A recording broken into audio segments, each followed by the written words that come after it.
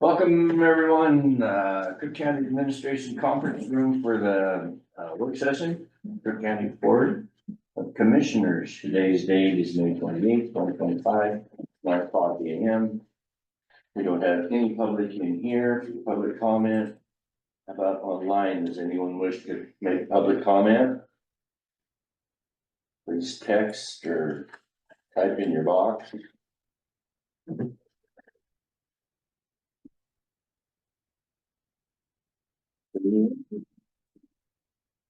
Okay, let's move forward. Discussion items, amendment to PSC PBS Engineering Environmental for the landfill. Jackie, Good morning, everybody. morning. Good morning, Jack. Good morning. So we're asking for an amendment to a contract we have in place with PBS Engineering Environmental. This is the firm that performs all of the landfill's environmental monitoring and testing, groundwater, methane, things like that. This contract was put in place in 2018, and every year we get a cost estimate from PBS on what the services will cost for that year. And we draft an amendment. Last week, Eric drafted this amendment for services this upcoming year for just over $65,000, which is a $4,000 increase over last year's cost. Due to time constraints with PBS's budget, though, I'm trying to see if we can get a signature on this today. Okay, I don't have any questions or the information. Anybody else? No, so we need to we don't have an attorney here today, do we? Make a No note. turn it to your head. I see. We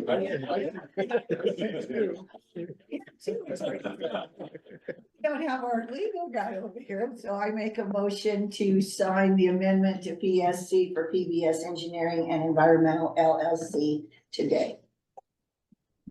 Probably in the amount of $65,936. You're exactly right. Should have probably said that as amended in that amount.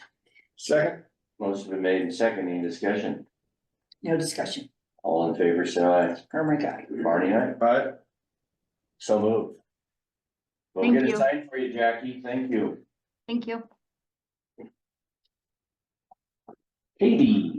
Hi, I'm gonna pass it right on over to Tom. Okay. He's running this show. Tom, you're on. Okay, welcome, Tom. Yeah. Thank you. I just filled out the paperwork to get him on the Okay, agenda. all right. So to start with, I got a couple things here. So I just want to pass these out. So these are upcoming bills that are affecting veterans, both the state and federal level. So there's a couple about property tax exemption, some about expanding some benefits. Then there's some more simple ones like adding emails to registry lists, things like that. But good to look over and see if there's anything that sticks out that anyone would be willing to support or talk to any legislators about. Next thing I have, I only brought a couple of these, but I'm printing out a bunch of these guys. So this is the upcoming Crook County Veteran Resource Fair. So that's going to be held on June 20th at Pioneer Park. We're going to have a few different resources there. We're going to have ODVA is going to be there, Oregon Department of Veterans Affairs. A couple workers from the VA, from caregiver support, are going to be there. Central Oregon Veterans Outreach will be there. And a few other local agencies, some nonprofits, just trying to connect that with some benefits here, kind of locally in the area, and then also give them someone to talk to actually at the VA. But got a PowerPoint going. I think you guys can all see it. Sarah. Can you put it up there? I have it ready to go. Oh, It's cool. that's the only thing that I have for in the packet. That works. So I'll need to collect, I'll follow up with you after, I'll need to Sure. put that in. Okay. So this is what they had in the packet here for us. Right.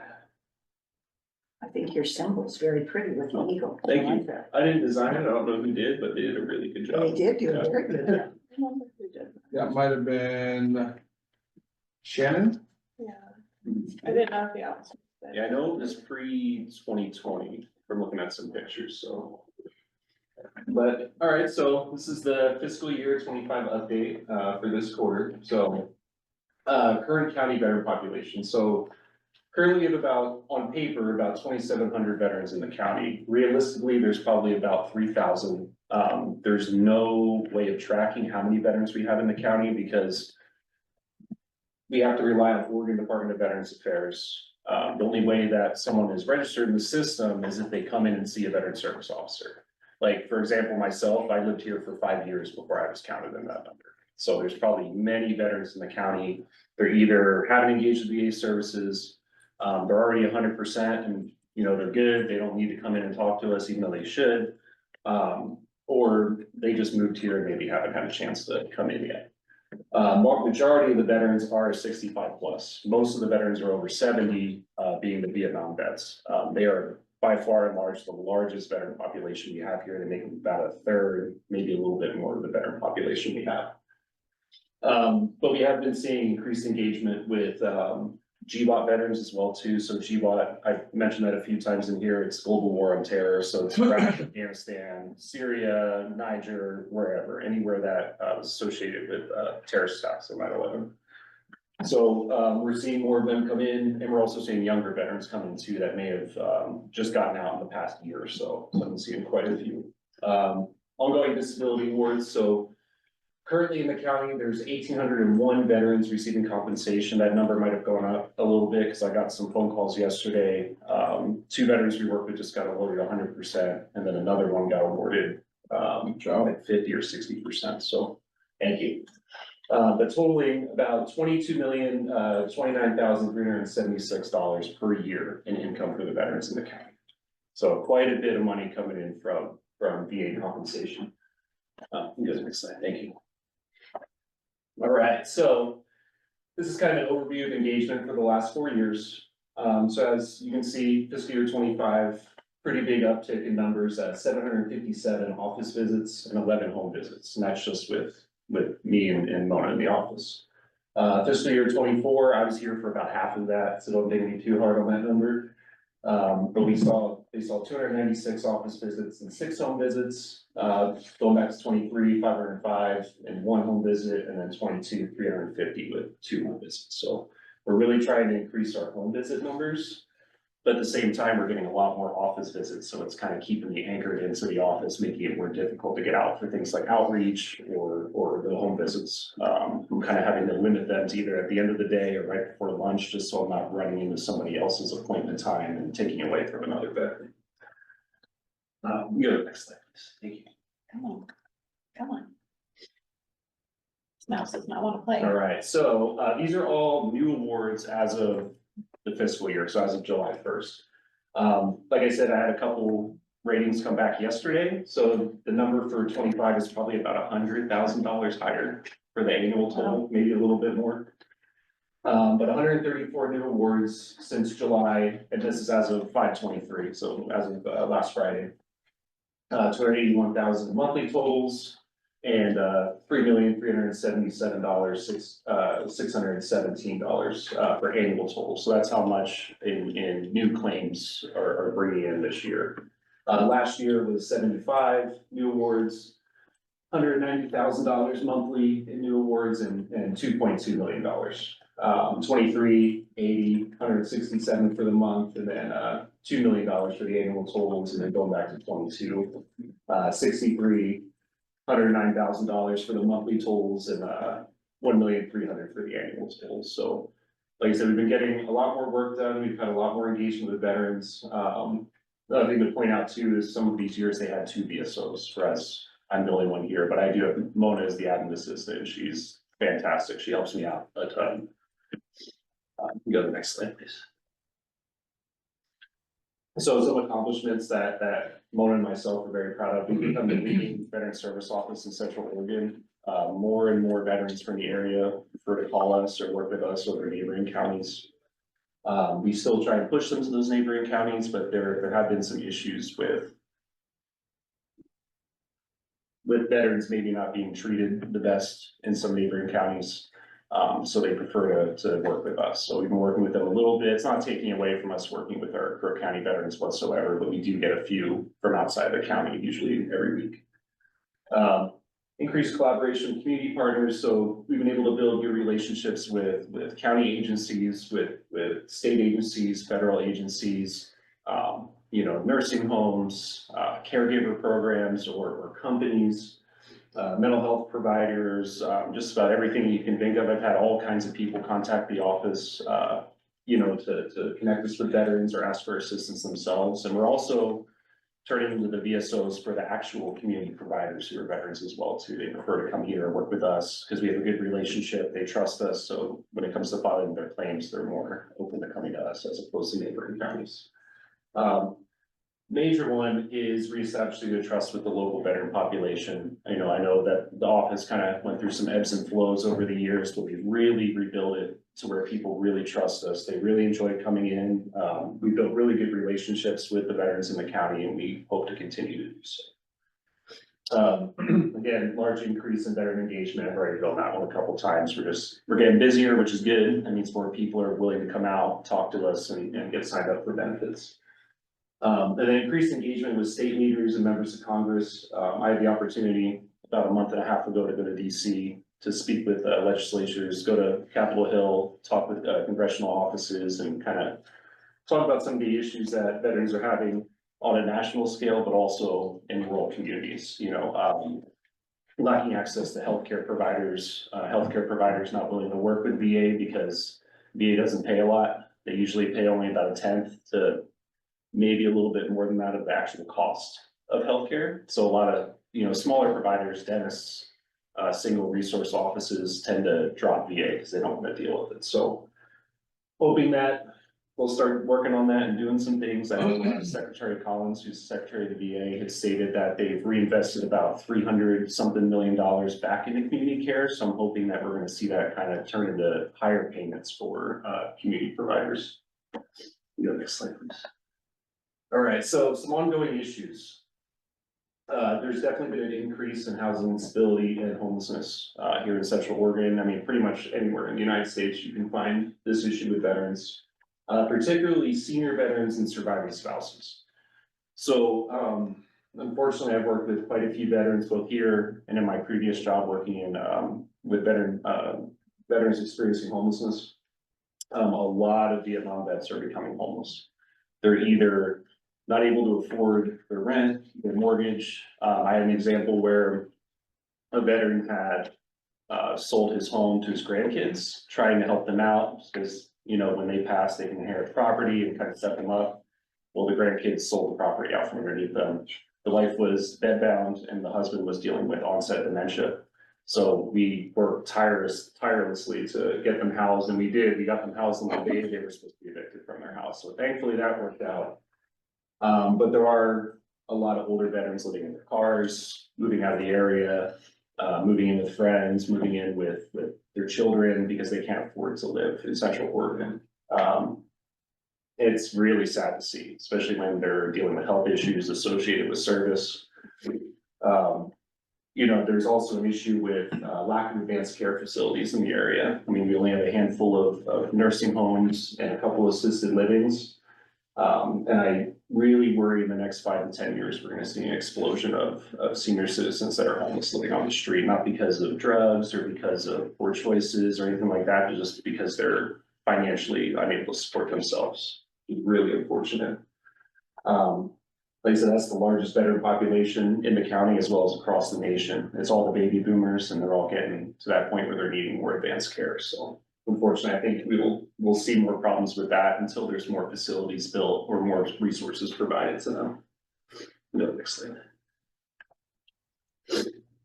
So another issue is reintegration challenges for GWAT and younger veterans. So a lot of them are finding it's difficult to find appropriate pay that can support cost of living, or they're having a hard time finding employment. A lot of them are struggling to hold jobs and kind of having issues with figuring out where they want to be in the world.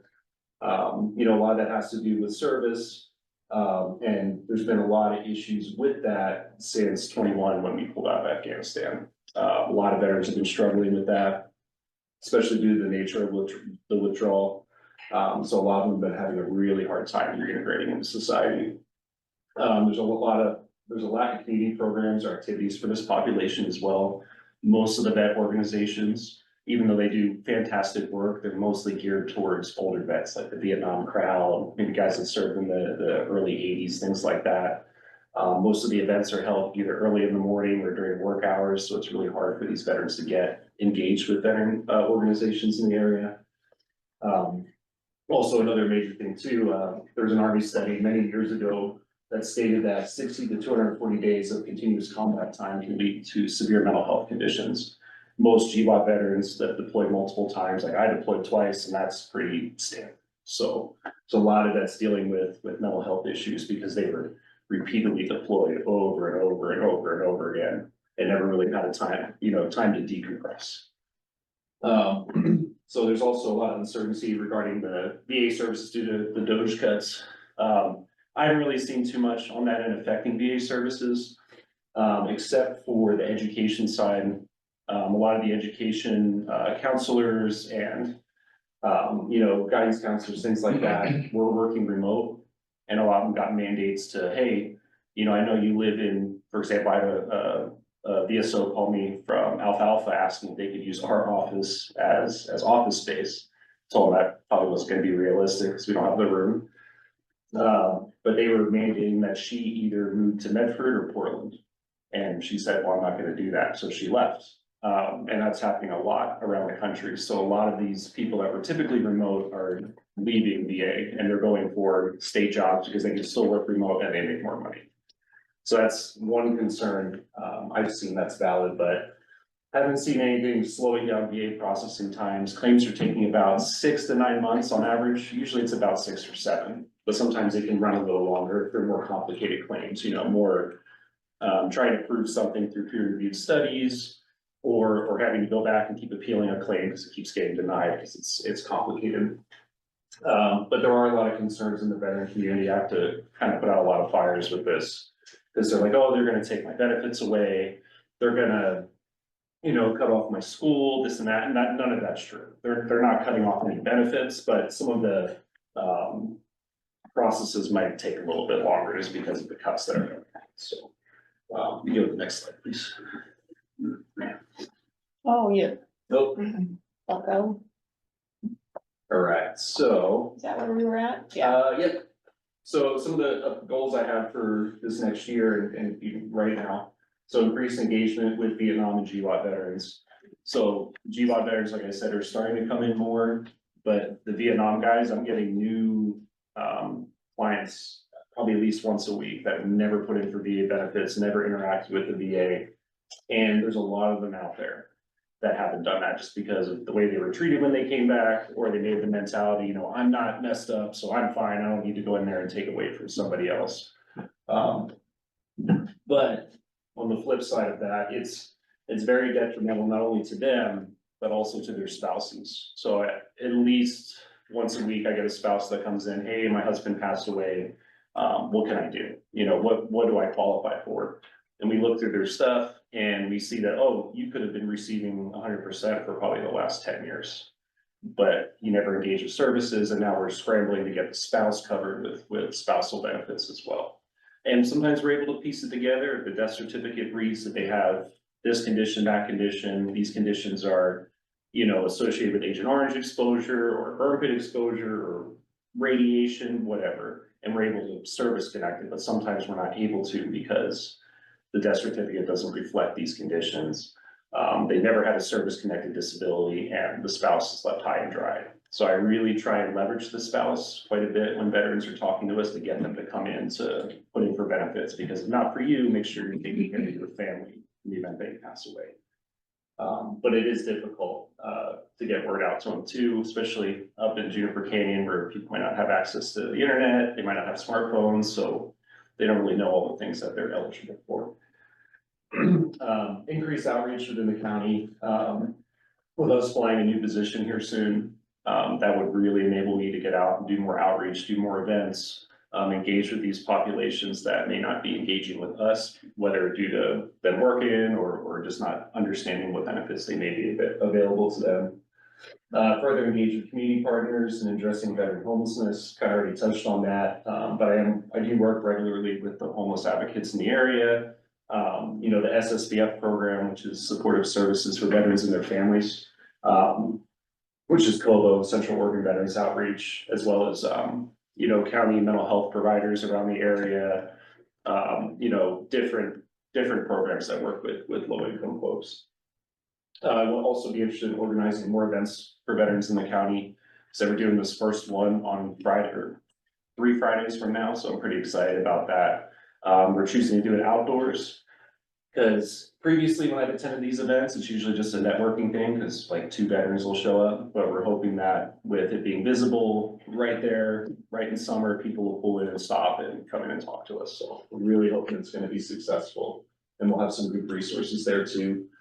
And then also, like I was talking about, hiring the increased VSO to facilitate that, you know, increased outreach and you know, events in the area. All right, so the Crook County Veteran Resource Fair is what I was talking about, June 20th from 10 a.m. to 3 p.m. at Pioneer Park. They'll have the federal, state, and local resources. There'll be mental health counselors there. You know, we'll be there. Department of Veterans Affairs will have a caregiver support. And I can't remember off the top of my head what the other VA provider is, but they'll be there to talk to veterans. The caregiver support will be pretty major because that's a very utilized program in the county. ODVA will be there, there'll be some homelessness resources, caregiver support again, and then local nonprofits and vet organizations. We also have a newer organization that just started their first branch in Oregon. It's Backcountry Veterans. So what they do is they take vets on hunts, fishing trips, and give them some time outdoors. So they're a pretty good program, and I know them pretty well. They're really good people. Yeah, I think that's about it.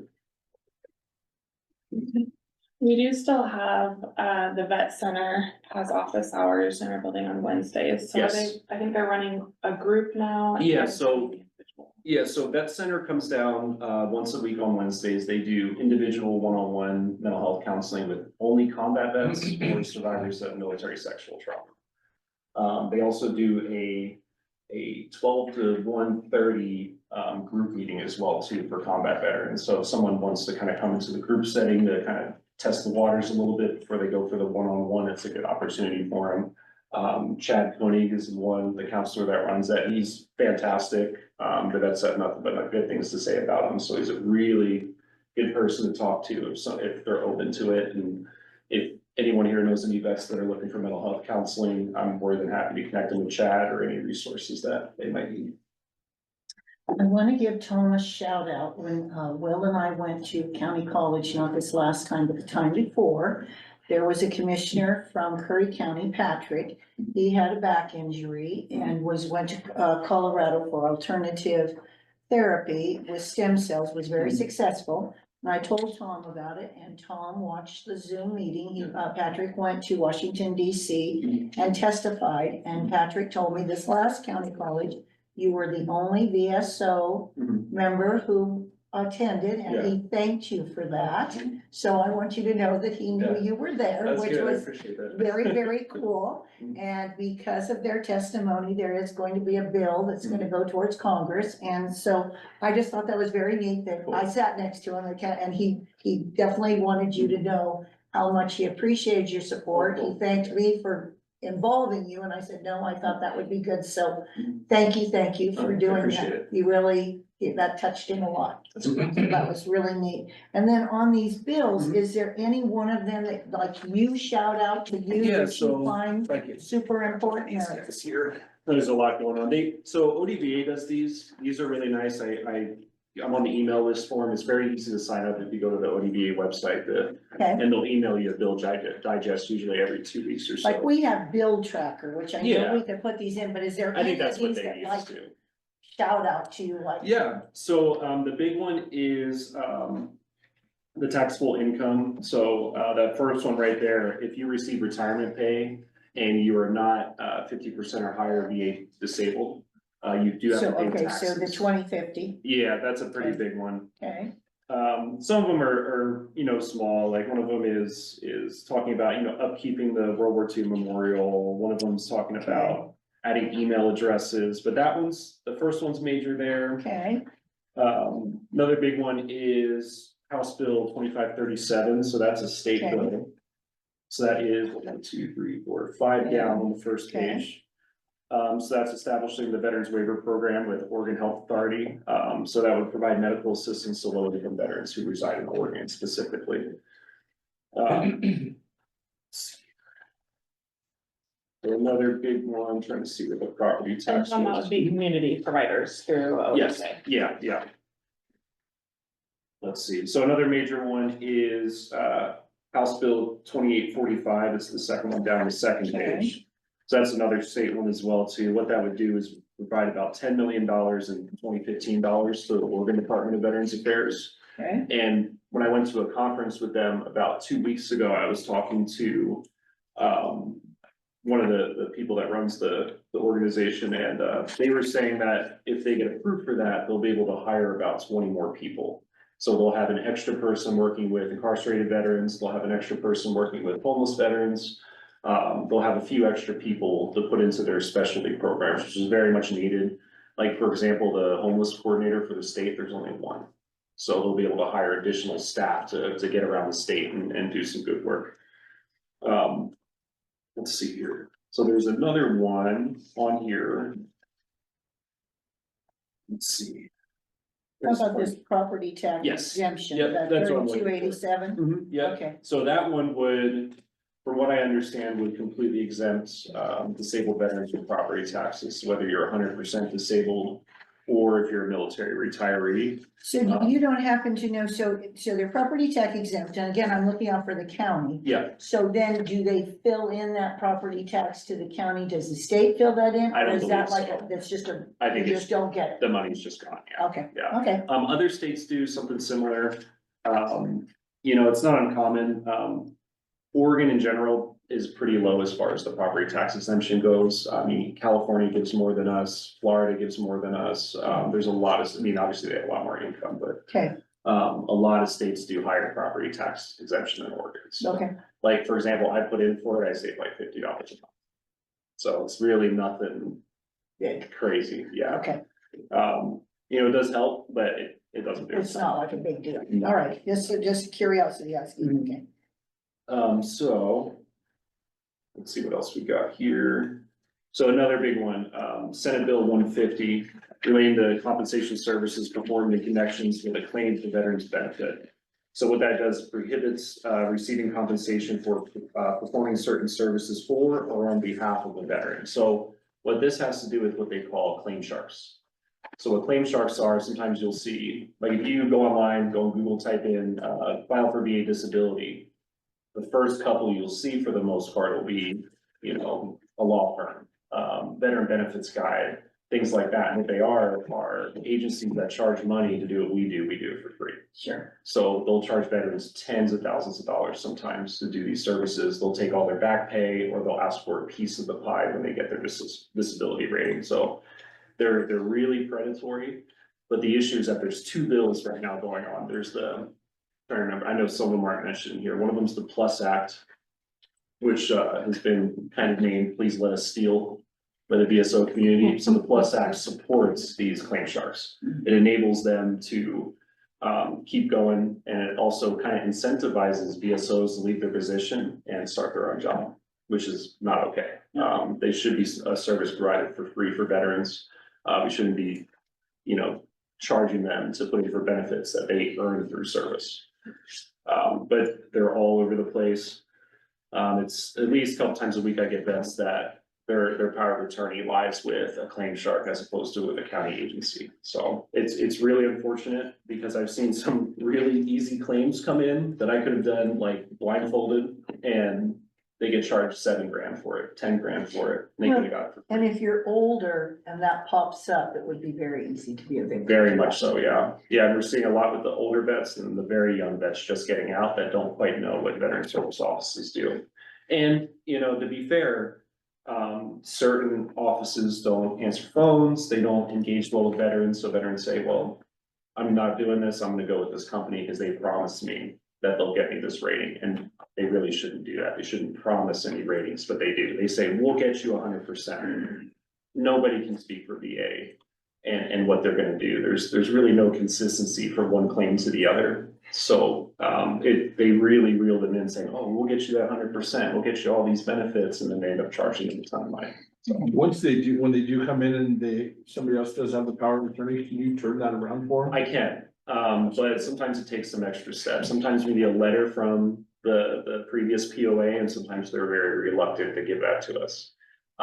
Sometimes we're able to work around it. If we try and they will not provide it, we'll just take POA. But the state is kind of reluctant on that because there can be some kind of legal issues with that. So they really like to have a letter relinquishing POA, or at least have the claims done for at least a couple of years to where there's nothing still ongoing. Because with VA, only one POA is allowed to be assigned at a time. There can't be multiple. It has to only be one provider facilitating the claim for VA. So. But I'm hoping it gets passed and they all get shut down, because it's a real shame what they do to vets. So far, the two biggest things I've heard was talking to the veterans about their spouses. Yes. And then this, is there a way we could do some type of an Yeah, I mean, advertising because those seem like two really good points. yeah, Of like, don't get scammed by these Yeah. people. And, I know you may not want the money, but when you pass away, I don't really have to think of a respectful way to say it, but. yeah, that's what it's hard. I try and I feel like it comes out easier in conversation, that piece of it at least, I tell them, hey, I know you're reluctant. I know you don't want to file this, but if we do file it, there's a chance that we can get your wife, spousal benefits where she could receive $1,600 to $2,000 a month the rest of her life and have health insurance the rest of her life. So That's the biggie. Yeah, right there. health Health insurance, insurance yes. is like beyond. What about like, the claim sharks, they do a lot of ads with. That one, the state does a lot of ads. Other counties have done ads in local papers regarding the claim sharks. But yeah, more could be done there, absolutely. could you do like a testimonial? Yeah, I'd be willing to do that, absolutely. But where, Like, I think you would get somebody that was not, like, I was not thinking about doing this. I came into Crook County, we talked about it, they showed me all these great things for my spouse. Yeah. And I moved forward, you know what I'm saying? I think that might be, but the thing is where do you put it? How many people read the Central Oregonian? No. Do we do it on Facebook? And then how many of the older people have Facebook? You know what I mean? Where do you, anymore, used to be everybody had a newspaper. And then like yesterday, we were talking to Annette of them and she said, well, the Bend Bulletin is $432 a year. So we quit it. And I said, it's $432 a year for the Bend. I mean, that's a lot of money. I didn't realize I that. think you could, So I can see why people don't have the newspaper. So what avenue do you use? Because when you get into that age bracket, are they on Facebook? I don't know how you get the I word think out. what I you can guess. do is have internet focused ads on ages. And what you can do is you can specifically choose what age and demographics you wanna get that in front of. But I'm saying, how do you get that to the older? Well, I Some think there's a people are lot, getting it to their kids, or their kids. Is that maybe the Or- way to do it? because then they'll see it and have a conversation, and a lot of our folks that come in are word of mouth. Yeah, a and that's lot of just- it's word That's of how we mouth. function. Like, hey, County. I got my neighbor, my neighbor needs help, or hey, my friend told me to come in here that you guys did good by him, things like that. So that word of mouth is really what, at least in our county. I And so feel like being travels present at things and, Yeah, yeah. But because it isn't like the old days where No. everybody read a No. paper or whatever. It's four And like- channels on TV. And like Seth was saying too, about the targeted ads would be a good idea too. If we could, pay the Facebook, for the ads to target certain demographics or to pop up on their YouTube, things like that. If we could do that, that would probably help a little bit. To be honest with you, I don't even know how to approach that. though. Let's, Got it. let's chat, I can help you with that too. Okay. So, yeah. We've done radio as Yeah, well that can target geographically and. The reason I bring it up is because I think we have dollars in there specifically for advertising. Yeah. That my guess is we are not using to the fullest extent. And so that's what I was saying, Suzie. is, No, I think it would maybe be great. I it's think not it's perfect, great. but we gotta, I think Yeah. we gotta try, especially, yeah, I'd never heard that's some, I mean, I guess I kind of understood that, but that's, yeah. you said it very well, and I think that's a very compelling Yeah, and it's, for our community, and then that's gonna be, I think, a great way to fight homelessness as we move forward, because if that person, that spouse outlives their husband or wife, whatever, then they're gonna have money, they're gonna have healthcare, they're gonna be in a much stronger position to not get living on the streets. No, I totally agree. I'm all for it. It's just like what medium form do you Yeah, use? That's the hard one to me. it is hard, you know, especially being in a rural community where people might not have cell service, living at the house. You know, or younger vets, a lot of the younger vets aren't engaged with Facebook anymore. They're on, you know, other platforms. So it is hard working with such a wide age range, Yeah, you know? yeah. But usually from what I'm seeing, it's the Vietnam guys, and gals, and then also the younger vets as well too, that are getting hit by these claim sharks, so. When we look at our demographics from Health Council, 60 to 74 is the giant Yeah, column, see, so that's why I'm looking at that yeah, demographics. And is there any way, so we just got that, and I'm assuming you got the email about the grant. Is there any way we can kind of incorporate that anyway, since I had my little rant about Deschutes County, Katie? Yeah, I've had multiple people actually reach out to me when that email went out from the county and looking at, okay, well, can you help coach us through Okay, what they might be okay. looking for? And anything I can Yeah. do, since I had my rant, you just let me Yes. know, and I told Seth about that I had from Jefferson, we need to get money Yeah. from them. Yeah. Not, and if I can get money to you anyway, I'm Yeah. just trying to get money away from Deschutes, what can Yeah. I say? sounds good to me. We need to bring her in, bring her in, okay. Great job. Thank you. Yes, you Yeah, did very very good report, Tom, Yeah, thank you very, very much. I appreciate it. Thanks for sharing, it's a lot of good information. Yeah, no problem at all. Appreciate it. So you need to get that. Yeah, Okay. I have to All right. sit in on an interview, so. Okay, thank you, Katie, thank you, Tom. Yeah, thank you for having very me. much. Okay. And like I say, Katie, on that other thing, anything I can do. John and Randy.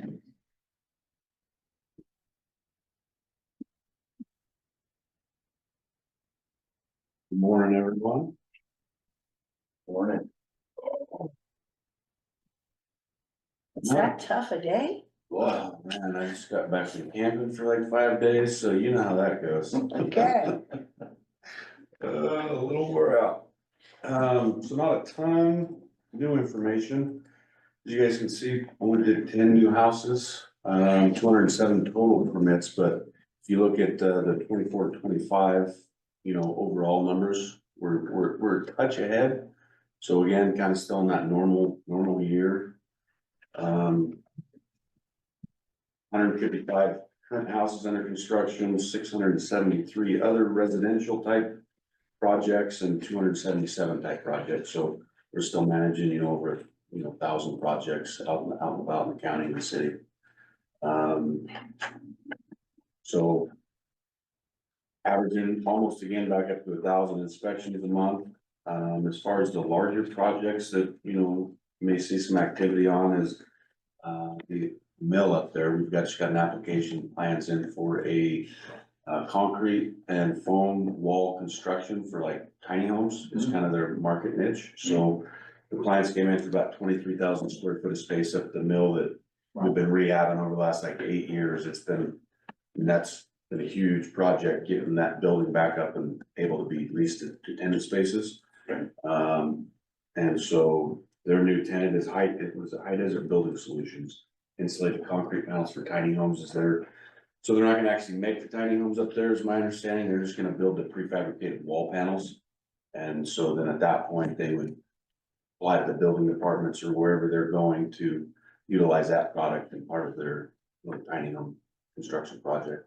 Initially, I know that they had talked about like a pole barn style, like, you know, we'd set our post and then these prefabricated panels would slide down the post, so that way your wall assembly is already insulated. And I don't know if we haven't been through all their facility. Hopefully they are getting some type of pre-inspections by the state or somebody. Cause that would be the problem, you know, if like you bought this panel, but they put electric in the walls or plumbing in the walls. Normally those have to be inspected by a jurisdiction. You know, we'll make comment to them today, you know, if you guys are doing that, that's a prefabricated component that usually the state looks at, kind of different from the building department, where we look at on-site construction versus a factory built situation. And so the state actually has a program, a building department, just like we've got, they would apply to them. And they would get some in-plant inspectors qualified or certified to inspect those products, if that's what they choose to do. I'm not sure they're a complete business model, but I know that they're approaching us just to build the prefabricated panels up there. So they've been talking to us about 2 years, kind of gave them that information, that way they can at least get on the right foot. Last thing you want is, you know, it's like these hickory sheds. That's the other challenge Terry and the team's dealing with, is I think we've got like 16, 18 illegal houses or renovations or conversions that, you know, if you guys hear anything, we've got an onslaught of them going on. They're plumbed, wired, built, a lot of them are shops converted to houses illegally, you know, I say illegally without permits. So it's a challenge for us to deal with that, because we have to go back after the fact. The wiring's in the wall, we've never seen the framing, we've never seen the plumbing. Sometimes if it's a shop, it's, you know, after we leave, they put the plumbing in under the slab and, you know, they just do it. And so the challenge for us is accepting that, because we didn't see it. So they have kind of one of two options. We give them a greater option, is you either open all the walls so we can inspect it. But in lieu of that, we have them still get the permits, and we have them get licensed professionals, whether it's a structural engineer or a third party electrical contractor. They go out and they certify, they make the walls, they, you know, I mean, it's an in-depth process and it costs them quite a bit. One guy just did like a 500 square foot little living quarters in a pole barn. I think the electrical cost him like 10 grand to get it all certified, because nobody wants to put their name on anything that's in the buried. So if you guys hear a lot of stuff like that going on, a little rumbling, we're dealing with a large volume of those right now. And they're not fun for the customer or for our staff, because it's just a frustrating event. Let's see, Parks and Rec reached out, the state Parks and Rec guy out of Bend, they're putting another cabin up at Private Reservoir. So they engaged us, they asked us if we do all their MAP inspections. They're gonna do some in-house structural stuff, but you know, just a couple of those little small dry cabins that they got. No, these got bathrooms in them, so they're not dry, but you know, that's going on. They're still working on the underground at the Madras Highway Apartments. They are still experiencing severe groundwater issues, so that's been a big challenge out there. I think for building, that's kind of the high level stuff for you guys to be getting the ass. Gideon's starting to move the data center up there. You see the big amount of dirt exposed, so we got some construction trailers up there that will start some foundations pretty soon. They're doing tilt up precast walls, kind of like the initial Facebook, but they're actually pouring these on site. So they're gonna pour, instead of having them trucked in a facility, they're pouring them on site. Ben Skelly is. How many square feet is it up there? I think that one's like 60,000. And they're populating the admin section and then the first data hall. So we're putting in provisions and sprinkling the rest of the building. We're gonna do what's called like a shell for the rest of it.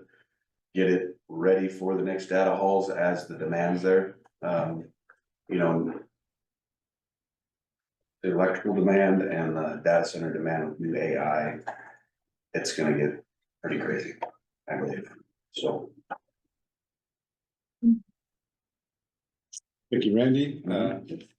Good morning, commissioners. On the planning side, numbers have been down for April, which is great. I don't know if you guys remember, but they've been like over 50% over all year this year, and they've been very, very busy. And so this gave them a chance to kind of get caught up and catch their breath. And both Katie and Hannah have a little bit of time off over the next couple weeks, and so they're going to be coming back refreshed and ready to tackle this next wave that's coming. And we're also taking a kind of a look under the hood of our code, trying to just kind of clean a lot of things up. And so we had 29 this year, 29 permits for April 2025, which compared to 32 last year. But as you can see, we're still well up year to date. And same with the fiscal year.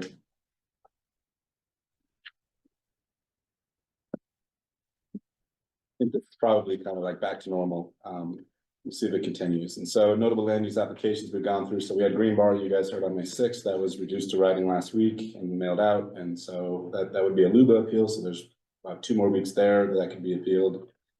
Moffett Road Solar, that is one of the new Sun projects that's before the planning commission. At their request, that hearing was continued to the end of June. Hagley, you guys know, is done with the comp plan amendment and the CUP. That one should be settled by now. Floodplain code, you guys finished. Lester zone map amendment up in Powell Butte. That went well. That one should be done.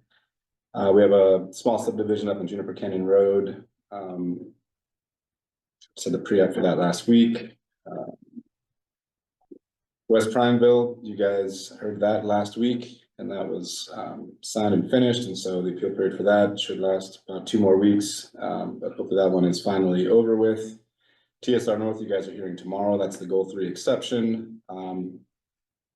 That actually went up to the planning commission after West Prineville initially did, but it was on hold while West Prineville went up through Luba and the Court of Appeals. They already have their conditional use permit, but they still need their goal 3 exceptions. That'll be heard. That's an ordinance. So it'll be heard twice by you guys. City's UGB expansion for biomass. They had their meeting a couple weeks ago, and they decided to kind of go back and look at alternative sites and hold a few work groups to try to figure out if there's a better spot for this and reassess their plan for the UGB expansion. So we are on hold. I don't know if we'll ever see that proposal in the form that it is now, but we'll see. And then the DoD military overlay. They came to work session the last work session. I'm sure you guys remember that. That'll be before you guys later in July and August. Those are the big ones. On-site numbers are finally ticking back up again. We're still kind of down for year to date. And fiscal years, I guess, a little bit higher than last year, but the numbers we did have 29 this month instead of 23. Chris has been really busy doing overseeing repairs, working a lot with Lewis. That is on site. On the code compliance side, like Randy talked about, we've just had a ton of people building without permits. I don't know if it's because of COVID or they thought they could just get away with it, but this is a pretty serious problem. It's keeping our staff pretty busy, keeping Lewis pretty busy. Other than that, he has a couple of pretty big nuisance cases. He showed me some pictures of one that's right by the one we just dealt with. This one's bigger, grander, but I think maybe more value, I think, in the stuff there, and so we'll see how that one works out. Will, you can see now Katrina was nice enough to put in total cases open and closed for the year. See that? Like that. Let's see what else. So TSP, I think last time I told you guys they were going to get us a final draft by the end of this month. We've pushed that back a little bit so we can keep working on Juniper Canyon options. Brad is going out and with the drone and flying over a potential new route tomorrow. Wish I could join him, but I can't. We have planning commissioner interviews with the planning commission tonight with those 6 candidates. So I'm really excited to see how that goes and who they decide to recommend to you guys. That'll be heard by you. I guess the county court meeting after this one. Personally, we're still kind of in the thick of things, but I am getting a chance to kind of catch my breath and be a manager and look at the department, which has been really fun. I got the last night to get on the website and start getting behind the hood and playing around and try to clean things up. I still need a few more things to kind of pretty it up, but just really excited for this next phase once we get this kind of initial rush over, getting my hands dirty with the department and seeing what we can do to make things even better. Taking a ride along with Chris from on-site later on today to go do some inspections with him, and I'm really looking forward to that. I think that's all I got. Any questions? I don't have anything. Thank you. I'm good. Good job, guys. Thank you. Thanks, Randy. Thank you, Ray.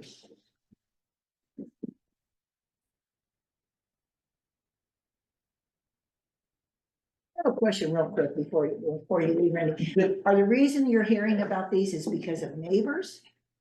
Or how are you here? Or people want to resell? It's a long time it's been there, they're being resold, and so the buyers are inquiring, oh, this have permits? Okay, And and then- that's what's. I didn't find out about the house. I was inside gonna the say, boulevard. how are you faring? This happened in the early 2000s too, when I first started code enforcement, you'd pick up these cases and you'd send out these letters like, hey, you didn't get a permit and it's a new owner. But then what that kind of spurred, at least back then, and we're seeing a little bit now, is we've actually having underwriters call. They're going now with the availability of a sell online. The underwriters are doing some diligence, and then also what's happening is the realtor goes to list it, and then something happens, you know, you buy it. Brian had already built it illegally, but you know, not story in the bus, but you know, you buy it and you want to. Yeah. I had to pick on somebody. Yeah, it should have been Will, maybe. But, and then you go to do an addition to it, and then, so you come to the building department, and then you're like, well, we don't have records of the original addition. And then they go back through and then, then what happens is the realtor disclose, they're like, hey, you didn't disclose this, and then they don't know, so. We've got an influx of realtors calling, people listing houses, freshly remodeled, new addition. And the realtors are going back and checking and everything, so I see. Yeah, cause they're back in early 2000, and maybe it's gonna happen now again, the ripple effect is, then they're like, hey, you sold this to me, you need to go take care of it. Attorneys kind of get drug in. And so then I think people are being more diligent to do permit research. And I think that as they're going through the available online records, we're calling our staff saying, hey, is there permits for this? We say no, and then it's. Yeah. Okay. Your turn, Dan. Sorry. Thank you very much, Randy. I just was thinking about that. I would find you in the line. It's gonna. One time for you this time, so. Yeah. Unless you need to jump around the I different tabs, we can. keep I it don't need to jump between us. around tabs. Is there less crime in the city, hopefully? There is, yes, our crime numbers are down a little bit. Good. So again, just to keep in mind that this is, based on, reports written. And they are comparative from April of 2025 to April of 2024. So as you can see, person crimes, are down. But if you go clear to the right, you can see March of 2025, we had 30 persons crime versus 28. So we're kind of staying consistent, with from month to month, but from year to year, we are down 96% persons crimes, down 21% in property crimes. We are up 14% in community crimes or problems. Sex crimes are up 64%. So we had 14 reports written, in April of 25 on sex crimes as opposed to 5. Mental health holds, we're down 60%. We only had 5 in the month of April. So overall total, we are, shoot, I can't read it. Down 2.2%, for the month of April. The arrest for the sheriff's office, these are just deputy stats. I will get to the total jail stats, but, arrest for felonies were down 60%, or 6. Adult misdemeanor arrests, down 66%. Juvenile felony arrests were up because we had 1. Juvenile misdemeanor arrests stayed 0. All other arrests are down 50%. And then going down to the total jail stats, the total bookings, was down from, and it's even down from the month before, but down 28%. There were 61 males and 19 females booked in. DUIs, we had 15, for the month of April that were booked into the jail. So down 26% from the year before, even down from March. Assaults, we are down 64%. Failed registered sex offenders stayed the same. We had 2 last month. Jail use of forces stayed the same with 4 use of forces last month. 0 suicide attempts and 0 suicide watches last month. So that's always positive. Total calls for service, we took 1,314, that doesn't sound right. Calls for service, in April compared to 1,268, so we had a 4% increase in the comparable stats. We are down just a tick from, the month of March. Self-initiated stats, they are up 20%, 686 self-initiated calls for service as opposed to 571. Reports written, last month was 105, as opposed to 122, so we're down a little bit on reports by 16%. So that is the month of April. It's not hot yet. It's not hot yet, and, so the highlight for this particular one is Sunday. Pretty significant case. We had a fatal car crash on Sunday on Lamana. Right there in the 35 at the Fontana Mill. Just some things to highlight on that is that, we had six folks, out there on the scene, and including OSP, came did a reconstruction of the crash. And then we used Prineville Police Department, cause they have a drug recognition expert, that did an eval on the driver. The passenger was ejected and killed. And then the driver, went to the hospital, and then they did a drug eval on her. She's since been arrested for, manslaughter, reckless driving, DUI. So, I don't know how fast she was going, but word that I'm hearing is it was extremely fast around that. It's a 35 zone, but, the corner gets people sometimes. I found it ironic that I saw, as Carrie on here, I saw Carrie at the airport coming back from Indiana from teaching her class on that very subject, basically. And then here she came back home and was called in to do that indictment. So, and another important thing, like on a case like that, this happened at roughly 3 PM, and the guys were still working on it. Got the search warrant signed at like 10 PM, and then they didn't get home until, midnight, 1 o'clock. No, So I mean, we're 9.5 hours on it's this. a fatality. That's very common. on It takes time. They It just takes take a lot of time, but somebody lost their life too. Yep. Yeah. For sure. No, I saw that and I found it, like I say, very ironic that she went back and taught this class and she gets back home. And first thing she has to do is that same thing. Yeah, Thank you, Bill. any questions? Thank Good you. job. Good job. Managers report. I don't have anything this morning, other than just a reminder, no board meeting next week. We will have a regular board meeting on June 11th instead. Darn commissioners. Commissioners report. I went to NACO last week to South Dakota. South Dakota is a very beautiful country, very varied. Very, very nice country, very good place if you want to go see some good country to go see. Wasn't very impressed with NACO. They basically they don't really do a lot of business. They basically, I think, just like to